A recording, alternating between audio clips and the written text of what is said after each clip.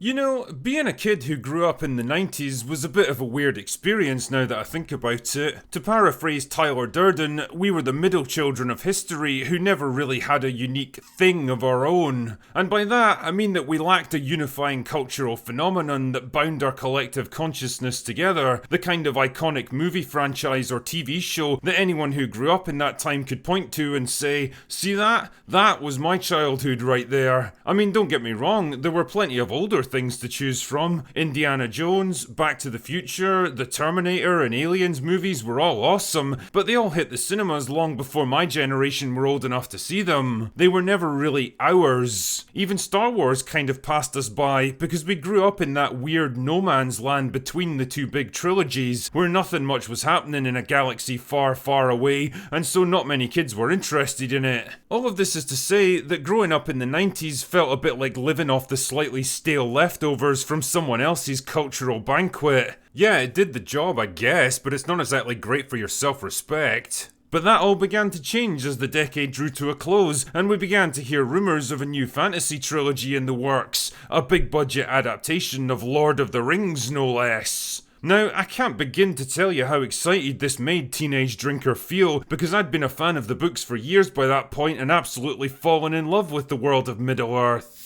And keep in mind, this was a very different, less cynical time when movie adaptations of beloved properties weren't greeted by collective groans from the fanbase and questions of how badly they were going to screw it up to cater to modern audiences. There was a real feeling of collective optimism, of the time being right, of anything being possible. But even in the midst of all this optimism, there were still doubts. After all, Lord of the Rings was the most iconic fantasy story of all time. Could Hollywood really do it justice? Could they hope to recreate the epic scale and scope of Tolkien's world? Could the actors possibly inhabit these larger-than-life characters? And could it all be pulled together by a Kiwi director best known for low-budget splatter flicks like Braindead?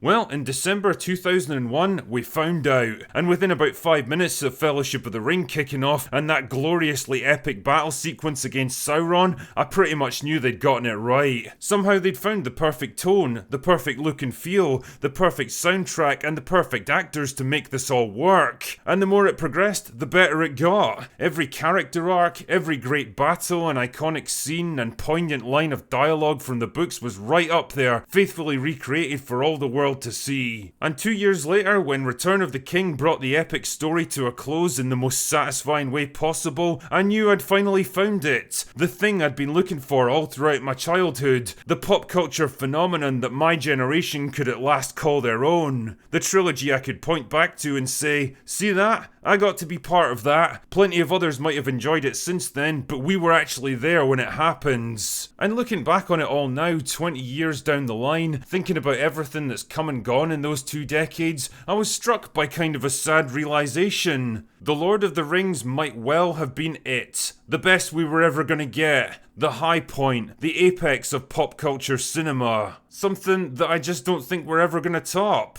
I mean, don't get me wrong, other franchises have raked in far more money than Lord of the Rings ever could. Individual movies might have told their stories in smarter, more innovative and artistic ways. Modern blockbusters with the benefit of better technology might have delivered even more impressive visual spectacle, and other actors might have turned in subtler or more complex performances. But for me, the Lord of the Rings trilogy represents the true high point of big budget Hollywood filmmaking, the perfect marriage between artistic integrity and crowd-pleasing spectacle, made at just the right time in our history when one didn't have to be sacrificed to cater to the other. And I think it's interesting now to look back on all the reasons why it succeeded so well in the first place. For a start, there's the visuals. I mean, these movies have been rightly praised for their visual effects, which still hold up pretty well against the best that Hollywood can produce today, which really gets you thinking about how little progress this industry's actually made in the past 2 decades. But it's easy to forget now just how much of them were filmed in real locations using practical effects, how many towering cities and castles were actually just intricately constructed miniatures enhanced by CGI. And that's the key thing to remember here, enhanced. honest. CGI has definitely got its place in filmmaking, but it's supposed to be used to enhance rather than replace real locations. It should be used to do the things that are impossible with practical effects, not as a lazy crutch to avoid having to step outside that lovely air-conditioned soundstage and maybe get your hands dirty once in a while. Seeing the actors walking through real fields with real wind in their hair, or hiking across real mountaintops, or sailing down actual rivers is infinitely more engaging than any amount of superficially impressive volume screen bullshit, because you know that they're actually there doing this stuff. It makes the world they inhabit feel like a real place rather than a video game cutscene. And even all the risks and problems they encountered along the way somehow contribute to it all. When Viggo Mortensen chipped a tooth after taking a sword to the face, or broke his toe with that epic helmet punt, or Sean Astin took a chunk of glass through his foot, or Orlando Bloom broke a rib falling off his horse, it's a sign of the dedication and the occasional risks that they had to take to get this thing made. And again, it's a sign of the very different time that we live in now. These days, there seems to be this weird aversion to any kind of physical hardship or discomfort or risk taken, not just in film projects but in life in general, and it's so fucking depressing because you can see the obvious results of this in the kind of people that it creates. And if you need an example of this, then just take a look at the cast interviews for Rings of Power, where everyone involved is so young and soft and diverse and artificially happy that it reminds me more of an HR commercial than a serious insight into a landmark film project. Everyone's so blandly agreeable, so non-confrontational and careful not to say anything offensive that, as Echo Chamberlain once remarked, they are, if not complete pussies, then at least pussy adjacent. The kind of people that have never held anything more dangerous than a pair of safety scissors and probably needed therapy for it afterwards. And if you pay attention to what they actually talk about, they seem a lot more interested in discussing how groundbreakingly diverse they are, or the activism that's apparently so close to their hearts that they barely have time to talk about the characters they play or the experiences they've had. Hollywood used to depict heroic actions, now they can only see heroic identities. They used to champion escapism and wonder, now they push allegory and agendas. Compare this to the cast interviews or the behind-the-scenes footage from the original Lord of the Rings, and you really get a sense of how focused and dedicated everyone was to doing this right, almost to the exclusion of all else. Whether it's the costume department dutifully putting together hundreds of suits of chainmail armour by hand, or Viggo Mortensen carrying his sword around everywhere he went, even when he wasn't shooting, or Ian McKellen having a copy of Lord of the Rings with him on set for references, there's this real sense of respect, professionalism and camaraderie. These guys really seem to want to do Tolkien's work justice, even if the process was long, grueling and physically demanding. The actors and writers and showrunners of today seem to actively despise everything he was and everything he represented, and they certainly don't seem interested in putting in the work needed to represent it properly on screen. When I see characters like Aragorn or Boromir or Éomer charging into battle, I really believe what I'm seeing because the actors actually look like they could do this stuff. They've been through lots of hardships and physical challenges along the way, and it's reshaped them into men who can believably play heroic characters like this. And I say men specifically because, well, this really is a story about masculine bravery and heroism. Two things that modern Hollywood seems to be fucking allergic to now. The Lord of the Rings trilogy was never afraid to depict men as brave warriors, wise leaders, cunning strategists and noble protectors because, guess what? Those are the roles that they've filled throughout all of human history, often without much thanks or recognition because that's what they were expected to do. Tolkien understood this, Peter Jackson understood this, and so does everyone else with more functional brain cells than a retarded jellyfish. Unfortunately, Hollywood writers today don't fall into any of those categories,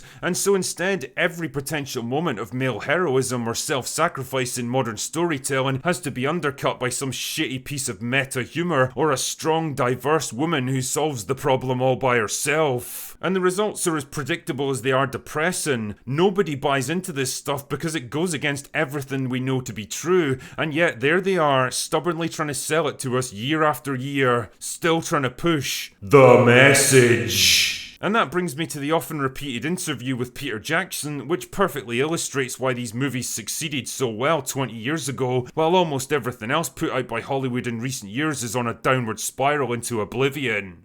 we didn't want to put any of our own, certainly in terms of the thematic material, we didn't want to put any of our own baggage. I mean, we had no interest in putting our messages into this movie, but we thought that we should honour Tolkien by putting his messages into it.